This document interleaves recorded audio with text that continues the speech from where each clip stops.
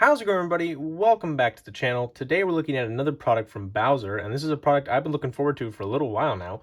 We're looking at a Bowser Executive Line Canadian Pacific EMD GMD SD40-2F, and this is number 9023 with sound, and as you can see it says ESU and Loc sound. You can see what I paid for it there in the top right corner. A little bit too much for my liking, but it's alright.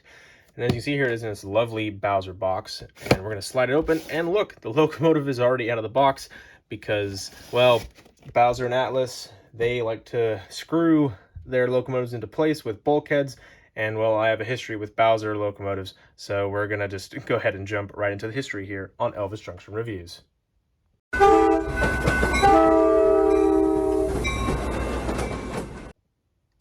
And now on to some history. The GMD EMD SD40-2F was built for Canadian Pacific between 1988 and 1989.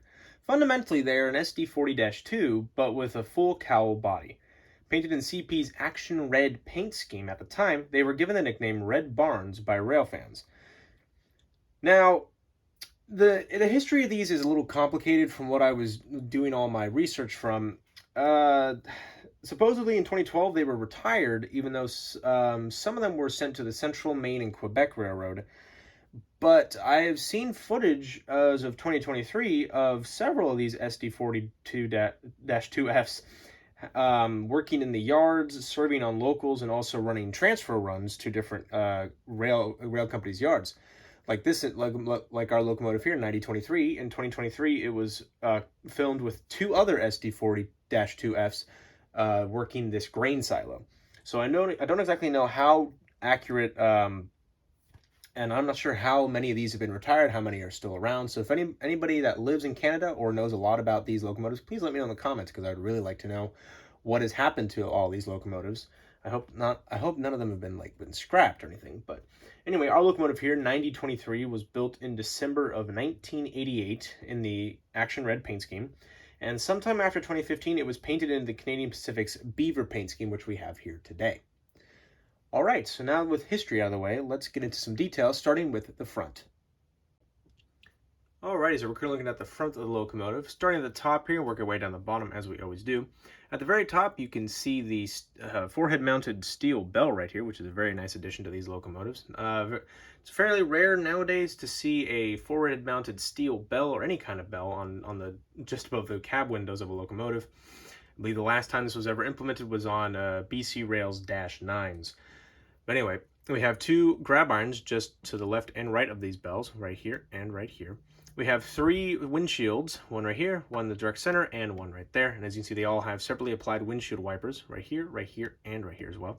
You can see the side mirrors right here, as well as right there. Moving on to the nose of the locomotive, you can see the main headlight right here, which does light up when the locomotive is in motion. We have a grab iron just on top of the nose here, two sand filler hatches, one right here and one right there. You can also see the angled grab irons right here and right here. You will also be able to see those in a lot better detail when we are looking at the roof of the locomotive.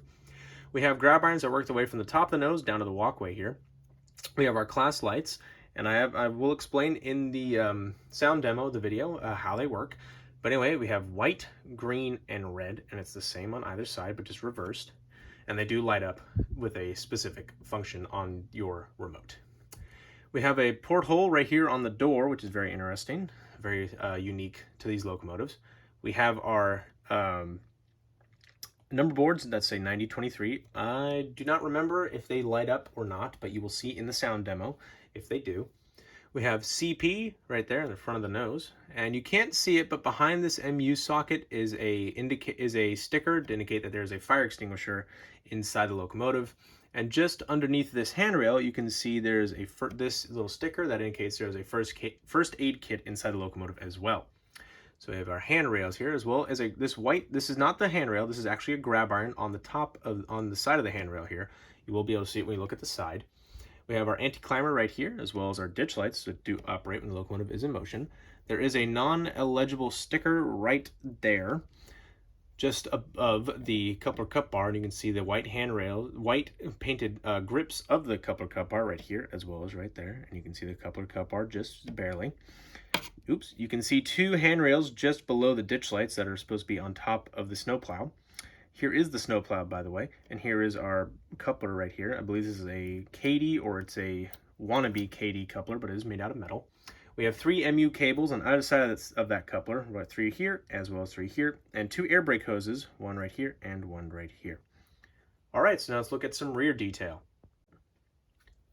Looking at the rear of the locomotive, right away you can see our grab iron just on here at the top of the locomotive, and then the sand filler hatch, you can just see it. There are 2 lift rings right here and right here.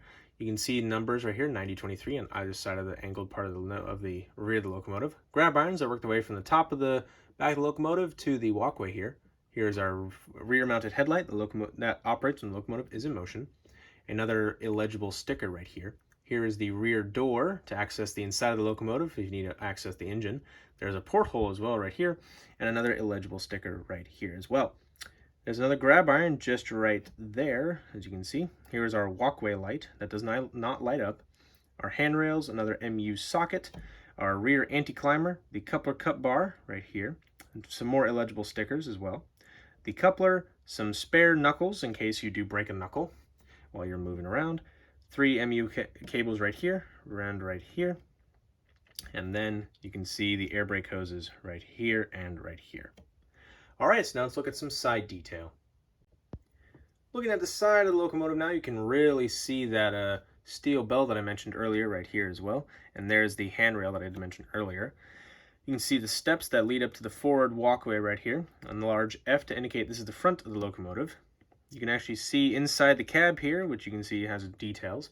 And you will notice there's no sunshade on either side of the locomotive, which is a unique thing to the Canadian Pacific, as well as Conrail. Conrail and Canadian Pacific didn't always have sunshades on the sides of their locomotives.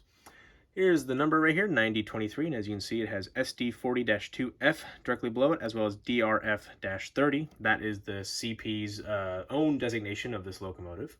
You can see some electrical boxes right here. Here's the jack pad, which also has a legible sticker that says lift here. Here's the trucks. Unfortunately, these end caps do not roll, which is a bit of a shame. As you can see, they have the draper taper, the draper taper unique here to full cowl bodies of the SD50, the SD60F, as well as the SD40-2Fs here. Basically nicknamed draper tapers because they draped inwards so that when reversing, the conductor or the engineer could look out the side window right here, which is very unique and very interesting. Above here, you will be able to see it later, but this is where the dynamic brake fan and dust collector are. Moving along here, you can see the horn right here. I believe it's a K3. I could be wrong, but please let me know if I am wrong. Here is the fuel tank right here, as well as an air tank reservoir for the brakes. We have the lovely Canadian Pacific Beaver logo as well right here, which is a very nice logo. I like it very much. Moving the locomotive forward again, you can see the rear radiator intake area here, as well as some more illegible stickers.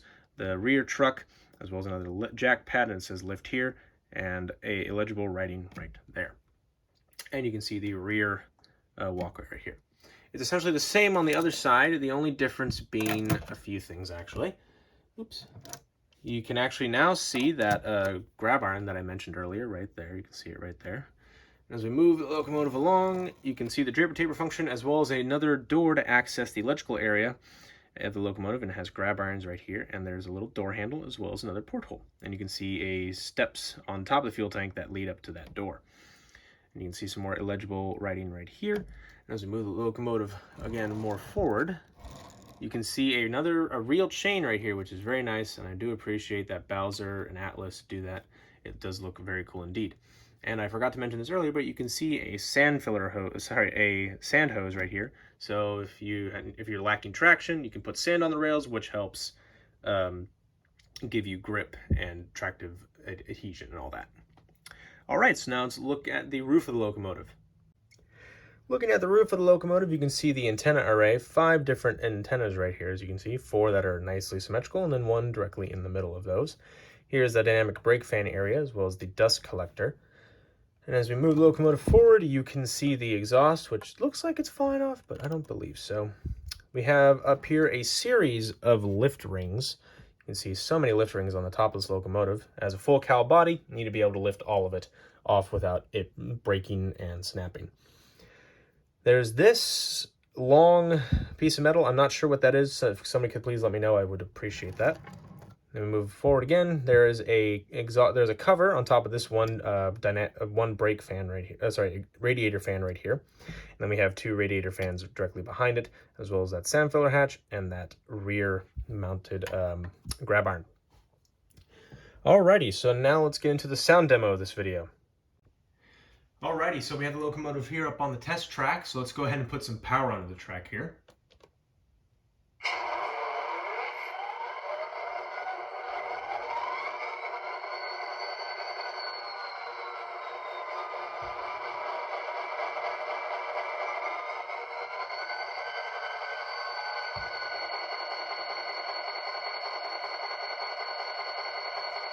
Alrighty, so you just heard the startup sequence there.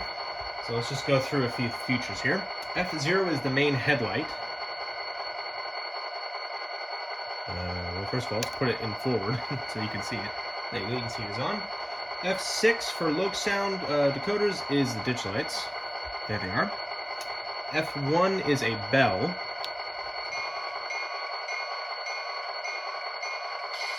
A nice EMD steel bell.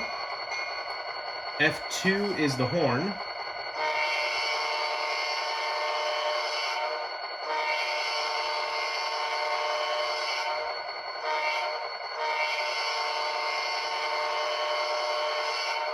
Sounds very nice indeed. A little quiet in my opinion, but that's okay. F3 is a coupler effect, so this first sound you're going to hear is if the locomotive was coupling up to another locomotive or freight car. So there you go. And now we're going to hear the releasing sound, so you hear the couplers release, and then the air brake hoses magnetically pop off of each other. There you go. Now F4 is a dynamic brake sound. However, you can only hear that when the locomotive is moving at a certain speed. Unfortunately, I don't think we're going to be able to hit that speed in the somewhat 3 feet that we have of the test track. But I'm sure more videos will come out of these locomotives, so you'll be able to hear more of the features. Now, F5 is a class... If it would stop hissing at me, I'd like to explain more of its features. F5 is the class lights. Now, we have 3 types of class lights, white, green, and red. So you will be able to see at least 2 of those because of how our lighting is set up. Now, here we go. So, F5, you can see the white class lights just there. You can just see them. And if we hit it again, we have our green class lights. And unfortunately, you cannot see because of the angle that I've set up, but the class lights that are red are actually, in fact, on. Now, F7 is flange squeal, but just like the dynamic brake feature, you can only hear it at a certain speed. Same thing with the prime mover traction motor, which is F8, and F10 independent brake as well. Now, F9 is something called drive hold. I'm not exactly sure what that is, so if someone in the comments could please explain to me what that is, I would appreciate it. I really would. Now, there are a series of other different little sound features on this locomotive, but unfortunately, the controller that I have, unfortunately, does not have all those numbers, so I can only do some. I can only do F0 through F9. But anyway, so now we're gonna move it out here. So let's go and throw her in reverse. Throw her bell on. 3 blasts of the horn. And move her out. Now it's a low sound locomotive, so it has a little bit of like an idle to, it needs to build up a little bit of power. So let's see if we can get her to move here. And I have tried to record this already, but she died. She had a bit of a test issue.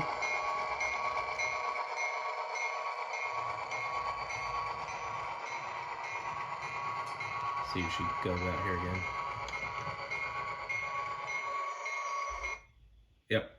Yep, cut out exactly where she cut out last time I tried to film this. Let's move her forward. There we go. Yeah, it's probably, what this means is that I just need to clean the test track, and then we should probably be good. So I'll probably clean it after this review. Throw her ditch lights back on as we're going to track her coming back towards us.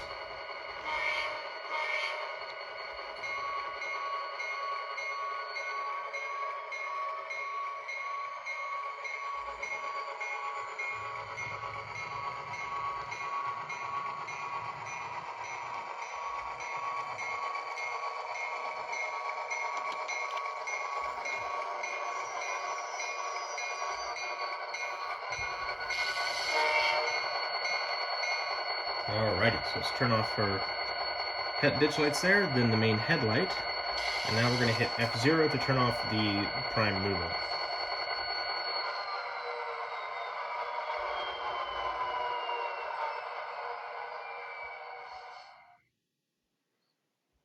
Alrighty, so now the locomotive is officially off, and now she's going to occasionally have air brake pops and hisses.